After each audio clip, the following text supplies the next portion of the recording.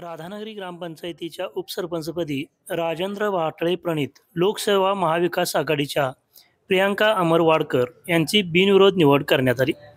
निवड सभेच्या अध्यक्षस्थानी सरपंच सविता वाटळे होत्या।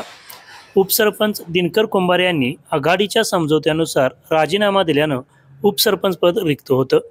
आघाडीच्या चर्चेनंतर आघाडी प्रमुख राजेंद्र वाटळे यांनी प्रियांका वाडकर यांच्या नावाची शिफारस केली होती।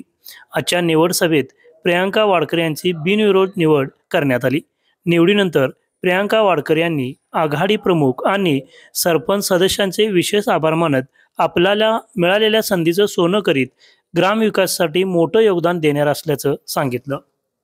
राधानगरी गावासाठी जेवढे विकास कामं होतील ते विकास कामासाठी मी जेवढे होतील तेवढे आम्ही प्रयत्न करीन।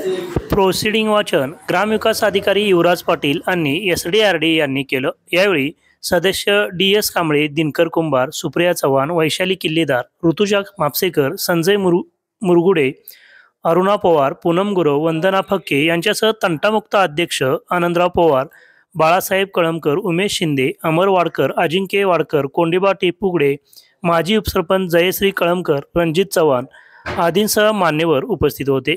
निवडीनंतर फटाक्याची आतिषबाजी करत समर्थकांनी एकच जल्लोष केला।